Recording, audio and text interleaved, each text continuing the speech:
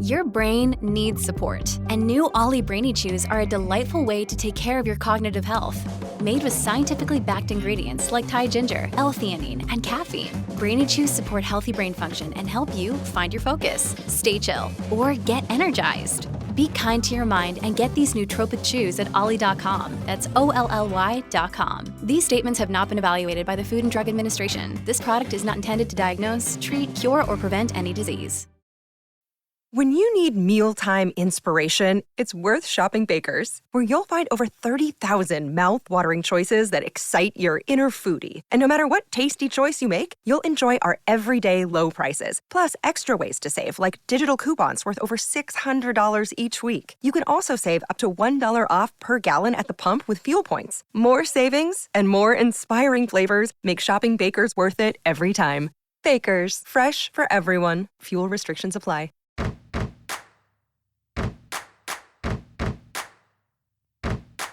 Hello and welcome to Immigrantly, a podcast that deconstructs the immigrant identity with care and love. I'm Sadia Khan. I'm back in the studio after a long time.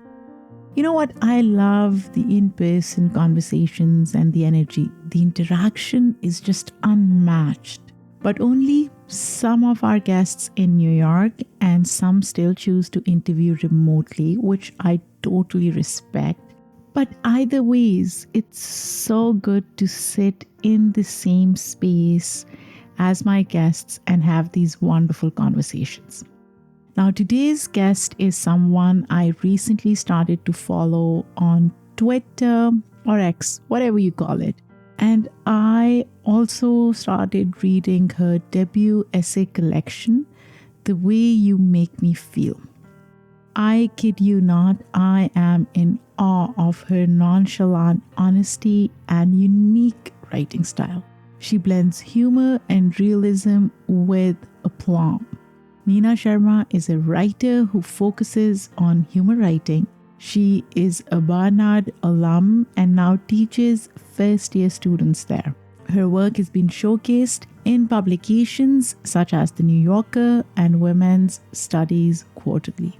Her work also deals with how there can be allyship within BIPOC communities through her workshops and writing columns. And as I mentioned, her debut essay collection, The Way You Make Me Feel, Love in Black and Brown, was recently published. Let's welcome Neena to Immigrantly.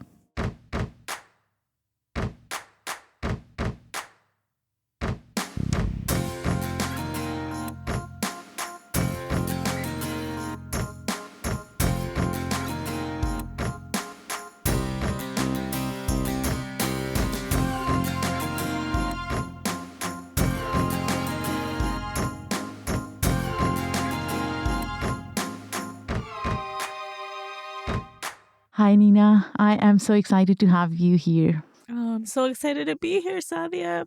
Is it okay that I'm chewing a cough drop while I'm That's talking? absolutely fine. I feel like I've been yelling my way through book tour, so of excitement. That's excitement, right? Yeah.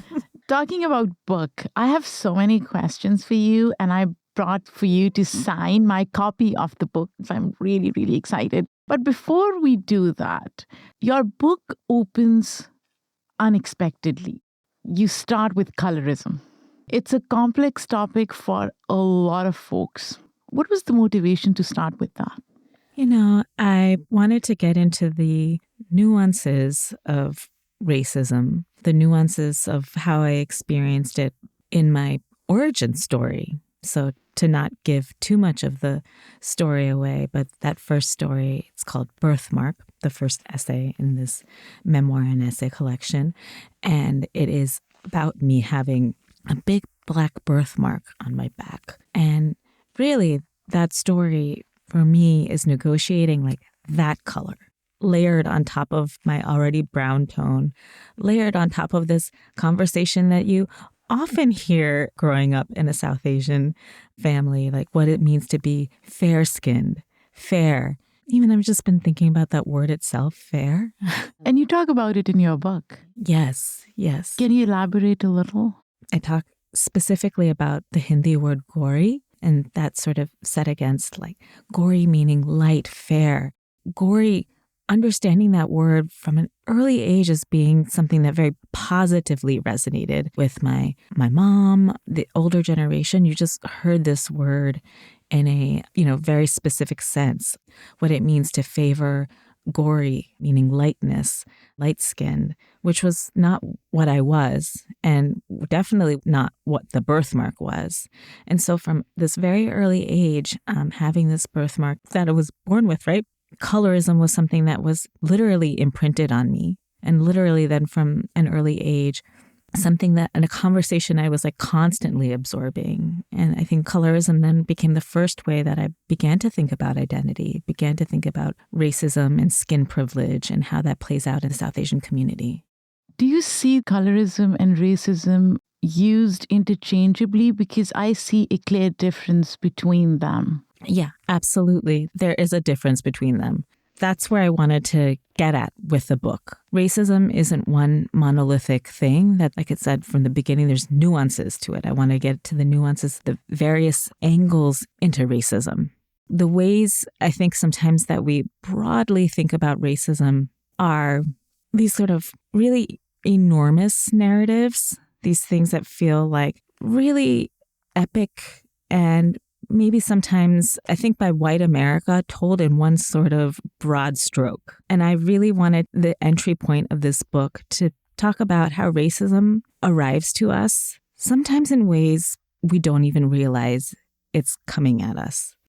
And I think colorism also is something that now we're, as a society, talk about more. So there is that to it. But I wanted to start there as thinking about a way that racism arrived to me that was out of my awareness.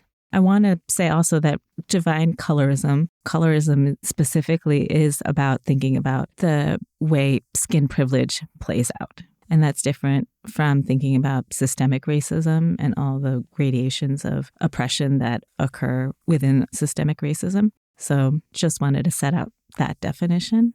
How did racism come to you? How did you interact with it?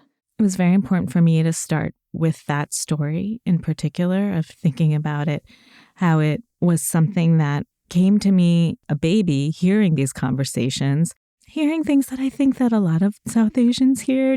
Don't be in the sun so much, you'll get dark.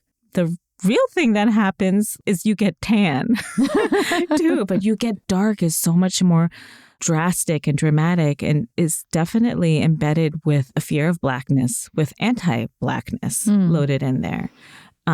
That fear of, telling a small child who's going out to play to come inside is not just a concern for their body or the SPF that they have on their skin.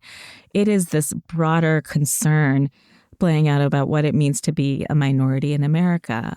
And I wonder if that manifestation is more a way to approximate to whiteness rather than anti-blackness, for South Asians especially.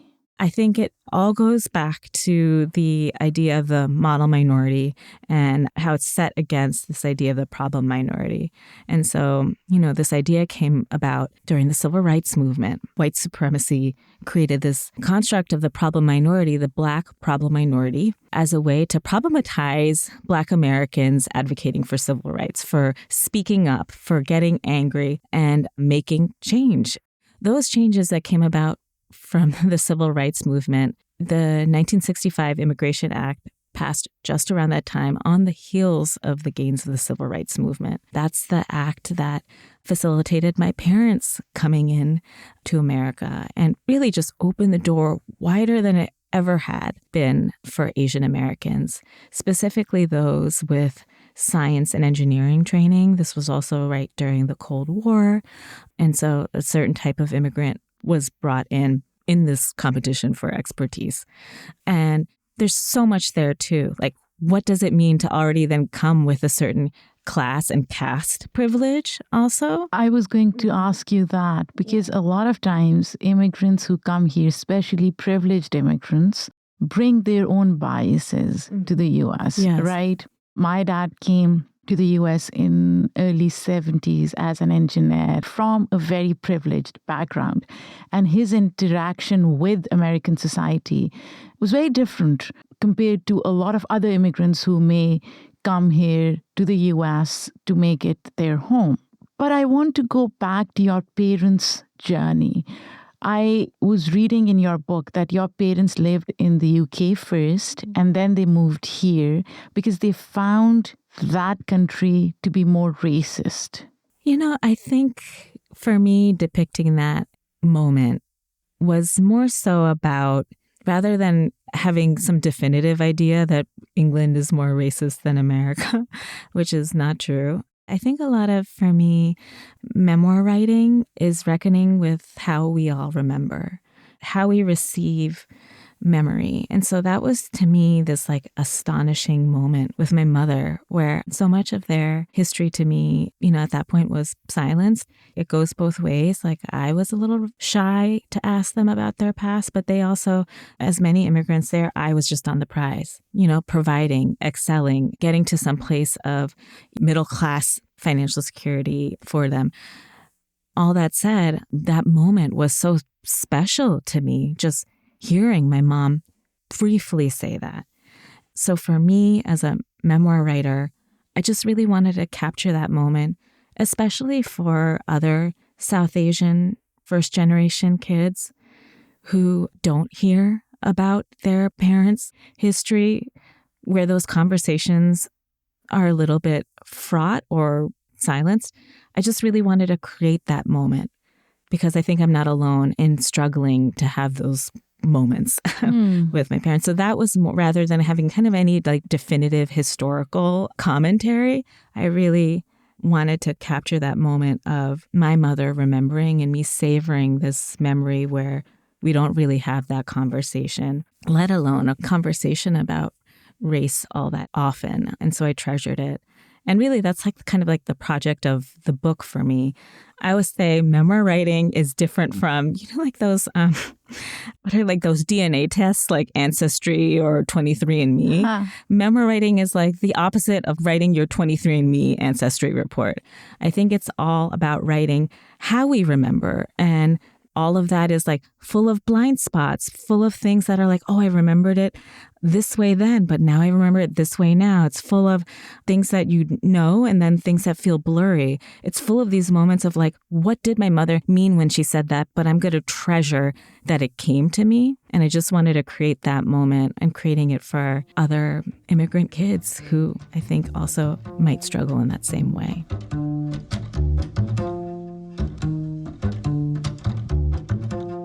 From the book, it seems like that burden of colorism is something that you were able to escape unscathed in some ways. Is that a good assumption? Is that how you would classify your experience within that South Asian household? Or were you impacted in ways that you haven't been able to describe yet in your book? I wish I could say the story is over with writing a book and it's like done. But I always say that for me, this book is about solidarity, in particular Afro-Asian solidarity. And something that's important to me for thinking about solidarity is that it's an ongoing practice. It's an ongoing practice of reckoning with what happened and ongoing practice of learning how to be the best ally I can be. And those two things are kind of bound together, right? Self-awareness and taking the time to like think about race and ethnicity and marginalization and internalized racism, all those things, how they've played out in your life. I think that is just bound with learning how to be a good ally. And that's something that kind of plays out in the book, right? Like, yeah, it might seem unscathed in some parts, but then I always say the way that I experience like my learning curve, my ongoing commitment to solidarity. And I wish I didn't experience it this way, but I'm always like, okay, I learned that. And then all of a sudden something happens and I'm like, oh no, I didn't learn everything. I want to say though, I just wish that oh no wouldn't exist. We are always learning. And so there's no like getting it right. That thing like makes us dead in the water. And so an example of that Yeah, I feel like I got to a certain point. This book is about me and my husband being an interracial couple and falling in love and then kind of overcoming what my relatives will think. And we, get to a certain place and I'm like, phew. And then all of a sudden in our first year of marriage, I have this essay about it called Mad Marriage. I realized I had morphed into like Betty Draper from Mad Men. In that first year of marriage, I started to model my marriage into this model of whiteness, in particular, this Mad Men conception of whiteness. I was watching the show at the time, but really it was, again, just another moment where I realized like it is like unpeeling yourself from assimilation and unpeeling yourself from white supremacy and the ways we cling to the idea of the model minority being close to whiteness in that way.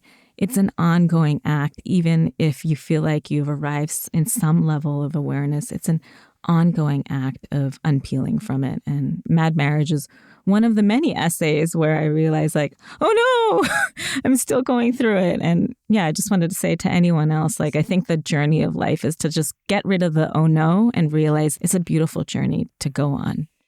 Why do you think it's important to get rid of oh no rather than just regulate it?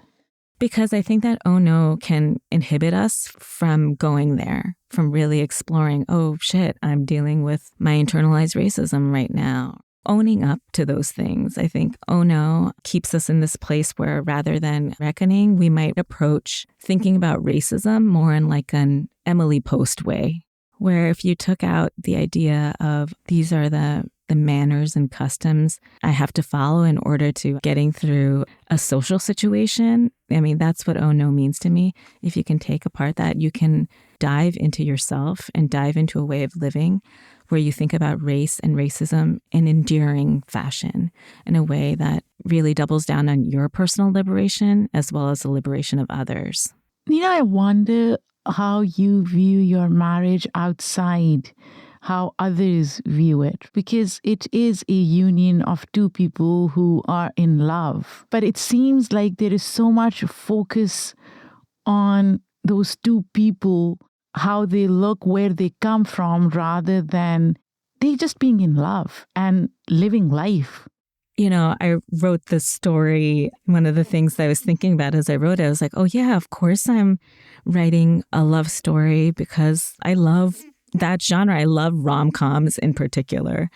And like, as I realized that, I was like, in the American rom-com in particular, it's a white story. If it is interracial, it's a black-white story or one person still is white. But most of the time, it's still a white story. I think about, an iconic one, You've Got Mail.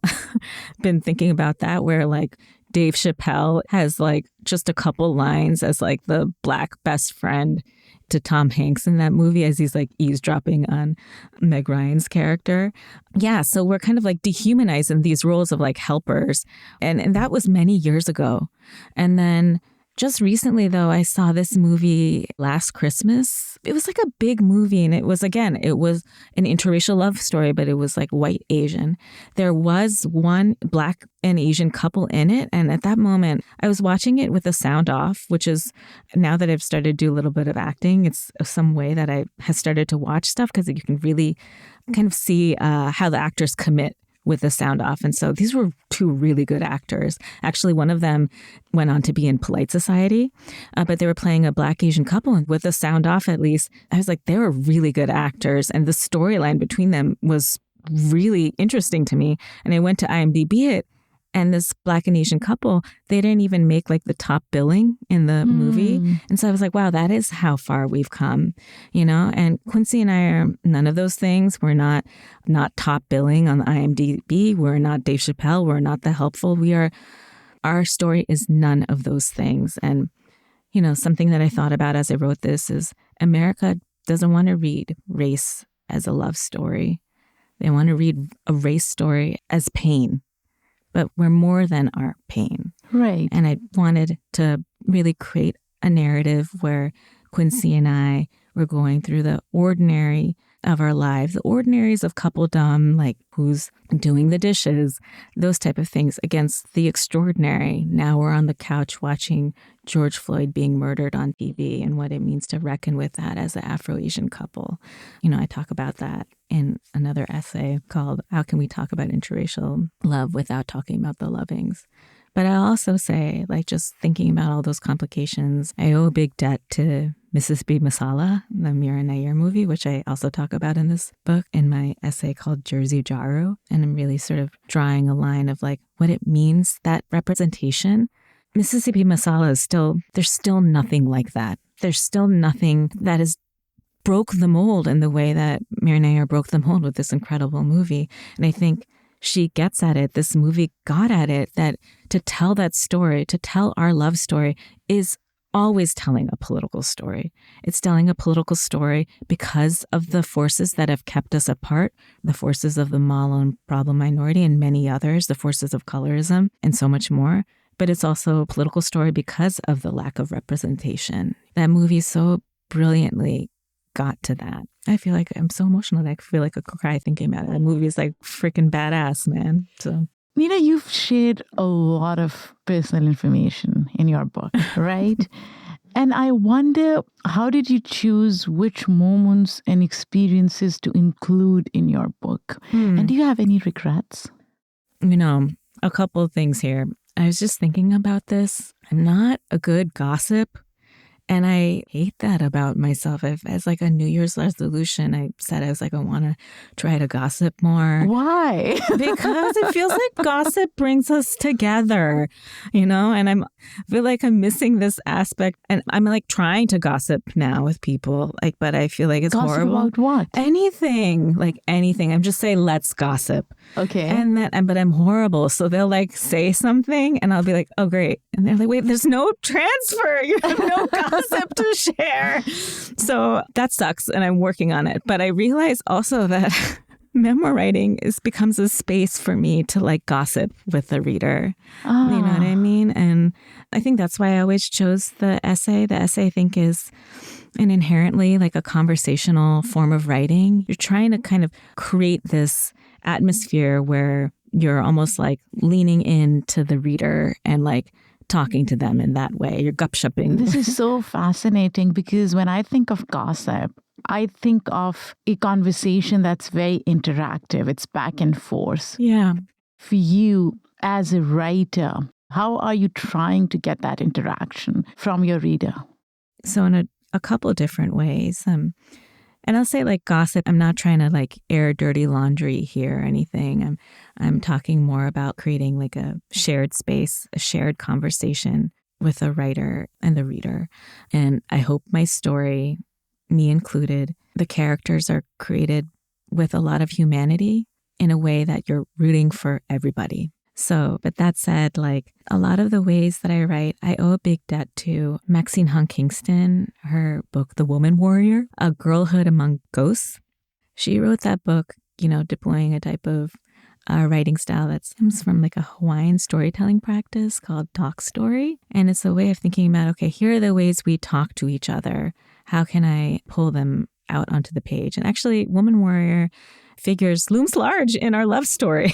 It's part of it. I see that book in the back of Quincy's car when we first met, and I'm like, oh, damn, who's this guy that knows Maxine Hung Kingston's Woman Warrior? I want to this is such a nerdy way of literary crushing somebody. But it's one of those things that, pulled me towards him.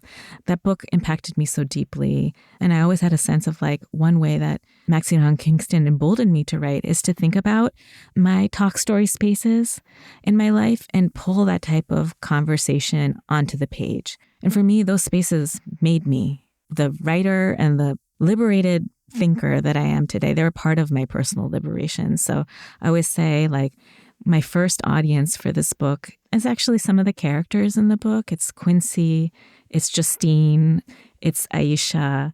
And there's an essay, it's about going to an after party. But I say that I write for that moment and in my memory with the four of us together when it's me, Justine, Aisha, Quincy, just hanging out after the club, on our couch. My boots are off, my feet are curled up.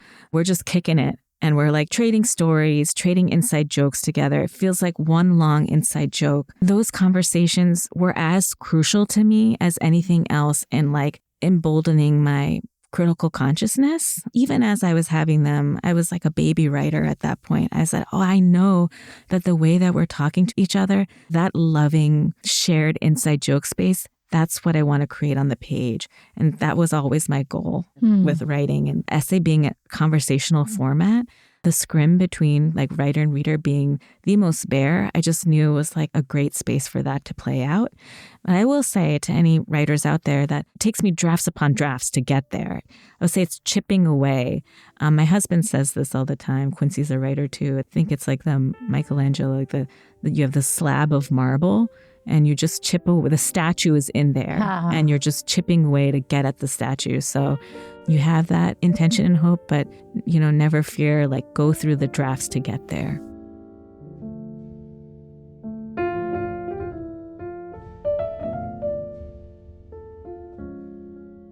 You know, I'm curious to know, how did you come about naming it The Way You Make Me Feel? Because the title could have so many different connotations. One, it could be your spouse and you, your love story, right? Yeah.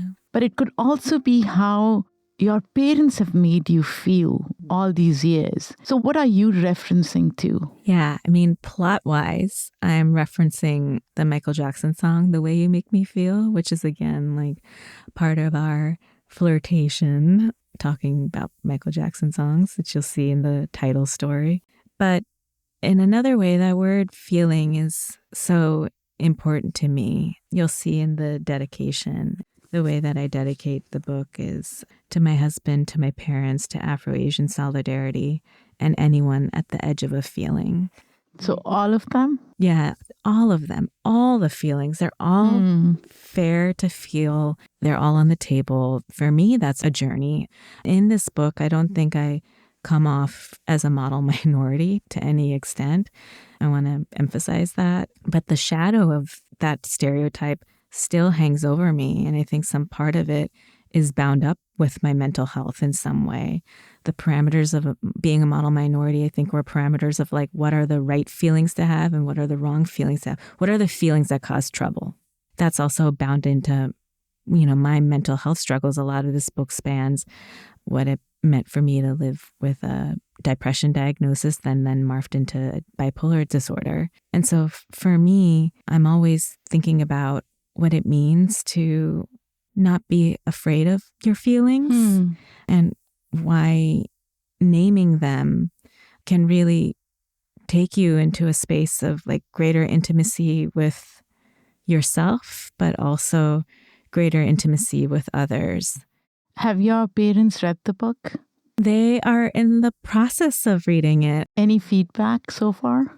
I'm kind of like just like cherishing it right now. And I'm also leaving the door open for them to feel however they want to feel, because I think that's really important. And I hope that they do that. Right now, they've been so supportive, but I'm here for the conversation too. I always say, like, my parents just retired, and their retirement made me realize just like how hard immigrants work.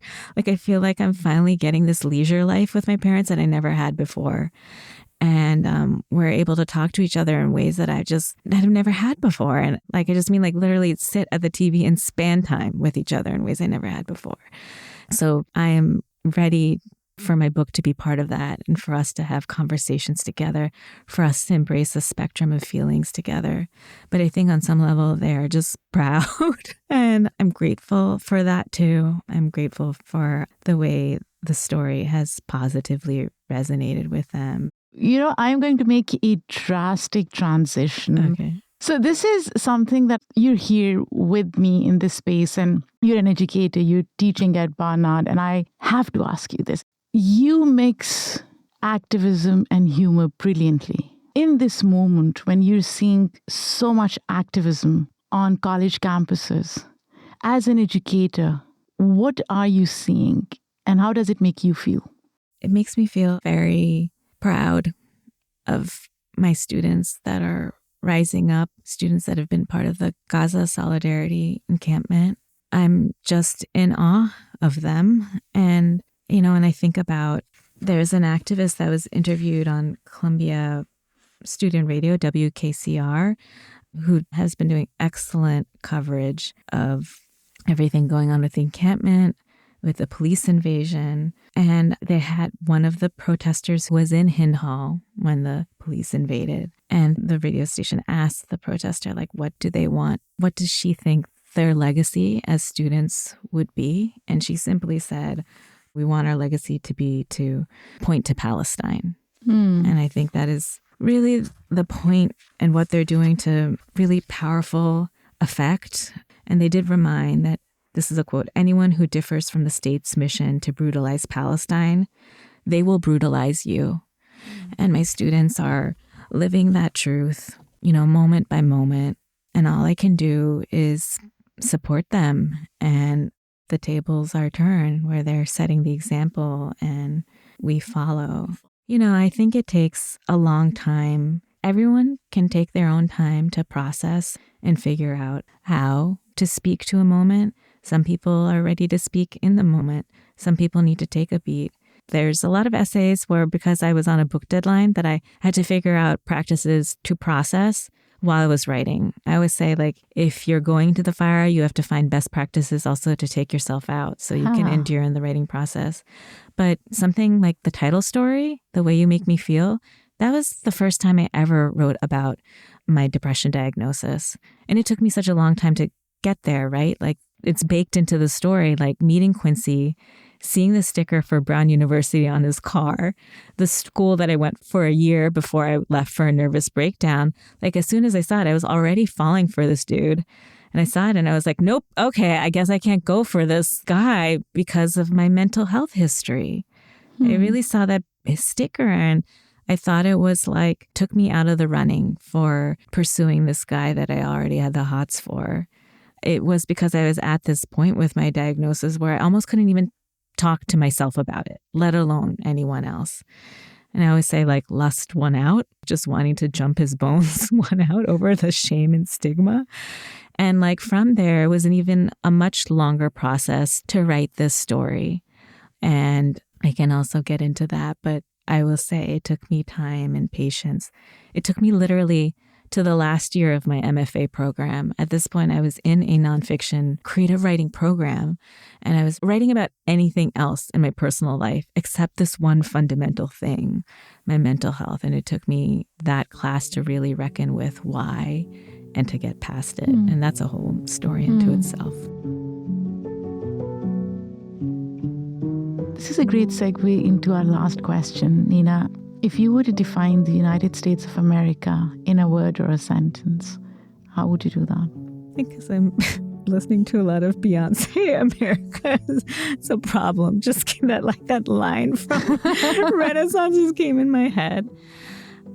Can I use a hyphenated phrase? Sure. Okay. I'll think about like what my husband and I say. Oh, there's so much to be angry and sad about. And we get into it. We get mad about it. We argue about it. There's times where I'm like, well, I want to give up. And he always says, we won't go down without a fight. Yeah. And I think that's my hyphenated phrase. That sounds hopeful.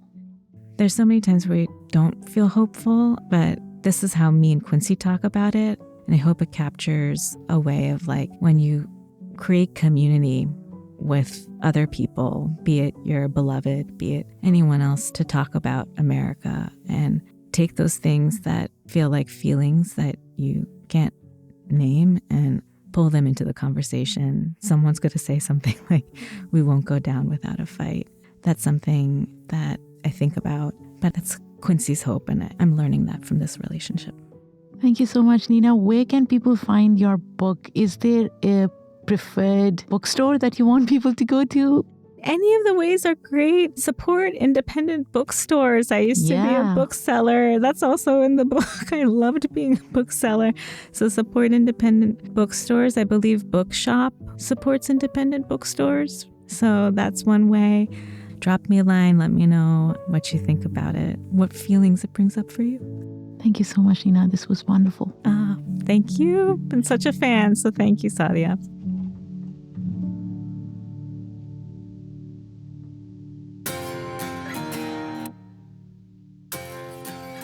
Oh, wow. What an important conversation. As I was speaking to Nina, my mind wandered to my conversations with my parents. I can see elements of what Nina experienced with her parents in my conversations. However, I will say this. I am an immigrant. I am that parent. I am that mother who sometimes falters, who sometimes says, oh no, I shouldn't have said this, or I shouldn't have said that. But you know what? As long as all of us, you and I, are aware of our shortcomings and our biases, it's okay. It's okay to self-regulate. It's okay to unlearn and to admit that there needs to be some work done. Anyways, don't forget to follow us on all our socials, Instagram at Immigrantly Media, Twitter at Immigrantly_pod. We are on TikTok at Immigrantly Podcast, on YouTube at Immigrantly Media. We are everywhere.